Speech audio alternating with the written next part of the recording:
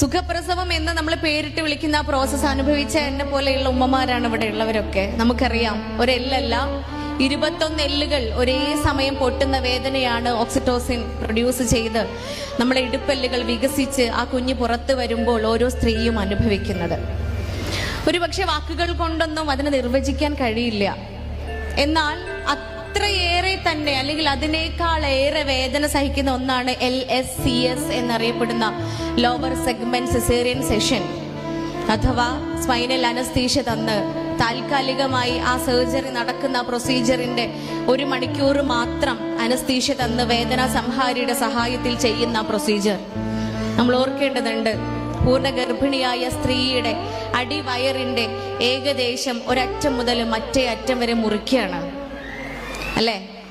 ഇത് നമ്മുടെ സ്കിന്നിന്, നമ്മൾ ഔട്ടർ സ്കിന്നിന് 3 ലെയേഴ്സ് ആണ് ഉള്ളത്. ഈ 3 ലെയേഴ്സും കട്ട് ചെയ്യണം. ഈ 3 ലെയേഴ്സും കട്ട് ചെയ്ത് കഴിയുമ്പോഴാണ് അതിനകത്ത് ഫേഷ്യ ഉണ്ടാവുക. ഈ ഫേഷ്യ കട്ട് ചെയ്യണം. ഈ ഫേഷ്യ കഴിഞ്ഞാലാണ് മസിൽസ് ഉണ്ടാവുക, അബ്ഡോമിനൽ മസിൽസ്. ആ മസിൽസും കട്ട് ചെയ്യണം. ആ മസിൽസും കട്ട് ചെയ്ത് കഴിയുമ്പോഴാണ് യൂട്രസ്, ഗർഭപാത്രം എന്ന് പറയുന്ന അവയവത്തിലേക്ക് എത്തുന്നത്. അതും കട്ട് ചെയ്ത് കഴിയുമ്പോഴാണ് നമ്മൾ ഓരോരുത്തരും കിടന്നിരുന്ന, നമ്മുടെ കുഞ്ഞു മക്കൾ കിടന്നിരുന്ന അമ്നിയോട്ടിക് സാക്കിൽ എത്തുന്നുള്ളൂ. ആ സാക്കും കട്ട് ചെയ്തിട്ടാണ് ഈ കുഞ്ഞിന് പുറത്തേക്ക് എടുക്കുന്നത്. പ്രിയപ്പെട്ടവരെ, വേദനയില്ല എന്ന് പറയാൻ പറ്റുമോ? പറയാൻ പറ്റുമോ? നിങ്ങൾ എന്താ അങ്ങനെ ഇരിക്കണ്? പറയാൻ പറ്റൂല, തീർച്ചയായും. ഇത് പുറത്തെടുത്താ പോരാ, തുന്നി ചേർക്കാൻ വേണം അല്ലേ. ഈ ഓരോ ലെയേഴ്സും തിരിച്ച് തുന്നി സർജിക്കൽ റൂമിൽ നിന്നും നമ്മൾ പുറത്തേക്ക് ICUയിലേക്ക് മാറ്റി കഴിയുമ്പോ ഏകദേശം 15 മിനിറ്റ് കൂടെ നമുക്ക് വേദന അറിയില്ല. അത് കഴിഞ്ഞാൽ തിരിച്ചു വരുന്ന ഒരു വേദനയുണ്ട് പ്രിയപ്പെട്ടവരെ.